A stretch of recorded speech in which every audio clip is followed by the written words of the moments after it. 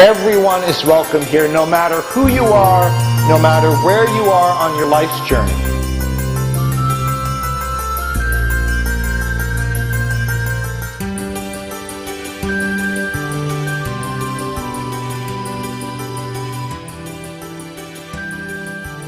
For the scripture lesson today, you'll notice that there isn't an actual biblical verse listed here. So, about scripture. So, most of us know that the texts that make up our, especially the First Testament, what we call the Old Testament, those were oral stories, right? They were told and told and retold for years before they were set down in writing. And those stories were shaped by the communities that they were told to, and the stories shaped the communities that they evolved in, right? It was kind of a two-way street. And so that tradition of storytelling, of taking a story and sharing it in a way that's appropriate for the community, is an ancient tradition. And so we're going to do that today. If you read Genesis, you recognize that there's more than one creation story in there. Editors tried to make them look like one story, but there's really two. And there's two versions of the story of Noah and the ark. The editors tried to make it look like there's one, but it kind of goes back and forth between these two stories. So we're kind of doing that with the story of Noah. We are retelling it for our audience today in a way that will resonate with modern people. And so that's what Jim is going to do for us today. So this is our scripture. Our reading today centers around Noah's Ark, beginning with the creation story and ending with our story. In the beginning, God created the universe and filled it with stars and planets and created solar systems and galaxies and numerous constellations. And among the billions of planets and stars, God chose Earth to be our home. God created the deep blue seas, the teeming shores, the great plains and the majestic mountains. God filled the earth with vegetation and populated it with a great number of animals, including whales. Then God created caretakers of the planet. In our creation story, the first of these caretakers were named Adam and Eve. God spoke to these caretakers, telling them, care for all creation. These caretakers went off and named all the plants and all the animals, brought into this world more caretakers. But as the population of the earth grew, the caretakers succumbed to sin. The sins of avarice and the sins of hubris took root. God saw that the care for all creation was not being heard. Here in this story, God decides to cleanse the world and picks Noah's family to help build an ark to protect the animals from a great flood. These caretakers heeded God's wishes, and after 40 days of the great flood, God brings them to land and turns the rainbow into a symbol to remind us that God is still speaking, care for all creation. Now, with our knowledge of science and physics, the flood story seems more likely to be a cautionary tale, one to be given from generation to generation to remind people that we need to care for all creation, or creation may become at odds against us. Now, from the story of Adam and Eve to the story of Noah's Ark to our story, God is still speaking. Care for all creation. But look around. Everywhere we turn, we hear about global warming and climate changes that threaten our very existence. Scientists blame the industrial complex because of its huge carbon footprint. The burning of fossil fuels, oil spills, deforestation are among what scientists say contribute to global warming. God is still speaking. Care for all creation. But is anyone listening? Anybody? Are you listening? Is anybody here listening? Yes. Yes. Yes, indeed, we are listening. And God surely knows this. God sees the people working to reduce their carbon footprint. God sees the people working to protect and preserve our natural resources. God sees the whistleblower exposing cruel treatment of animals used in food production. God sees 350.org working to bring awareness to the need to reduce CO2 concentration. God sees us spend money to put solar panels on our church. God sees us caring for the planet, for our animals, for our neighbors. God is still speaking. Care for all creation. And it is still being heard today by us and through us. We are the good and beautiful promise, the colorful ark, the rainbow. Amen.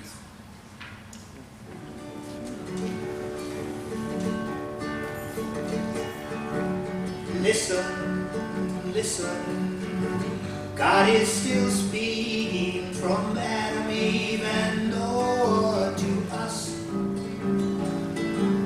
Whispering, shouting, forever seeking our care for creation. You put in our trust.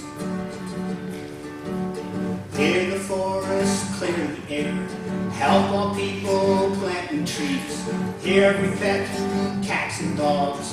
Help all people sharing their love and listen.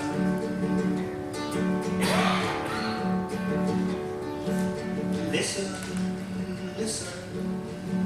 God is still speaking from Adam, Eve, and Noah to us.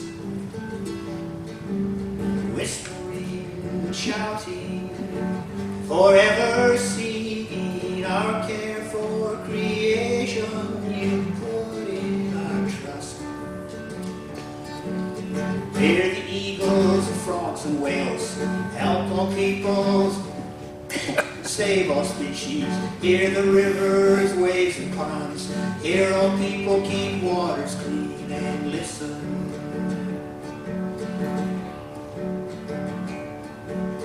Listen, listen. God is still speaking from Adam, Eve, and Noah to us.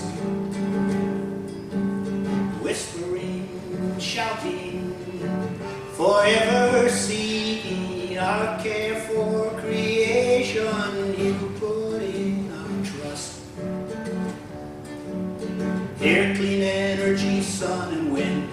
Help all people stop climate change. Hear the neighbor in danger now.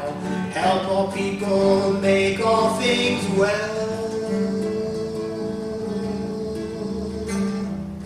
And listen.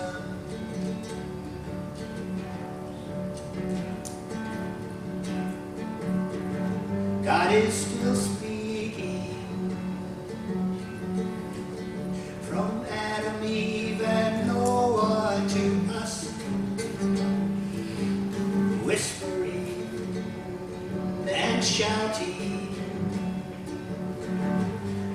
forever seeking our care for creation. You put in our trust.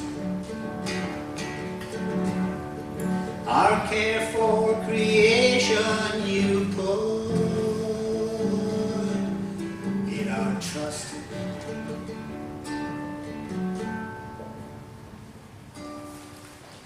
So the brave ones stayed here to sing, and we have a few out there who we planted also, so you can hear them singing next to you.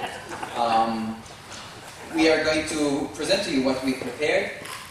You'll recognize this song and you'll recognize the story. We used visual aids to remind us of the words. And the purpose, again, because it's an intergenerational service, we didn't use any written text, just visuals and pictures. So please enjoy.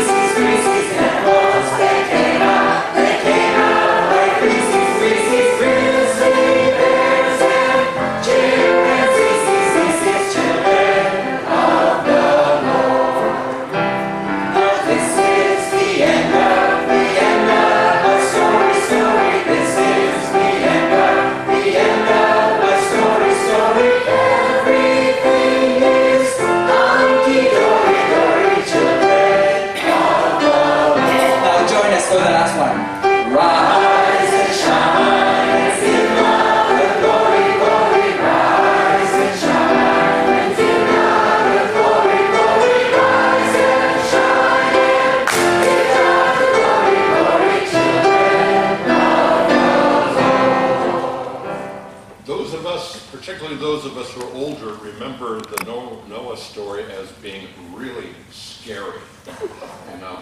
Some of us remember illustrations of piles of dead bodies and animals, and it was just dreadful. And so we were kind of talking about, well, where's the story today? Because God was mad because people were wicked, and so he killed everybody. Well, that doesn't fit what we think about God today, so that part's kind of gone.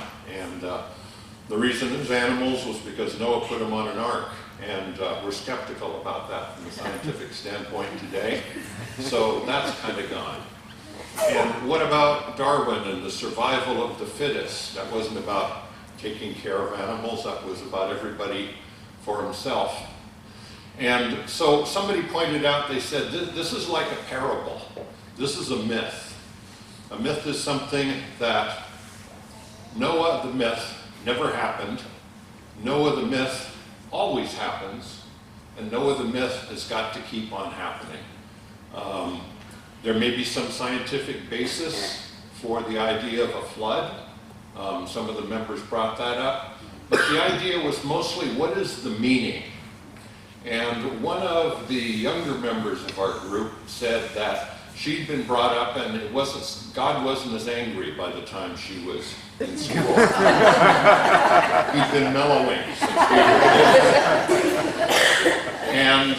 and what she was taught about Noah was about the unity aboard the ark. That they all got together and they took care of themselves, and that's why they survived. And that's really kind of, we think, kind of a Christian or Judeo-Christian revision of Darwinism. It's not that the fittest are going to survive, it's the ones that take care of themselves and take care of each other that are going to survive. Noah and his family had an ark, and that was a safe place. So when the world fell apart, they had a safe place away from the world. We don't have an ark anymore. We don't have the option of, if the world falls apart, getting into someplace safe and riding out the storm. But God left the promise of the rainbow sign, that he would not ever do this again. But we could. And so what one of the other people who came from a non-Christian background and came upon this story later in her life said was, everybody needs to be Noah, and everybody needs to take care of all the other creatures, and that's the only way we're going to ride out any kind of a catastrophe. We have to start taking better care of the rest of creation. And we sort of ended with the idea that God called Noah then. God is still speaking. God is calling us not to build an ark and take care of ourselves, but to look around at all the animals and take care of them and the rest of creation right here and now. So that's kind of what we do. This is the end of my story.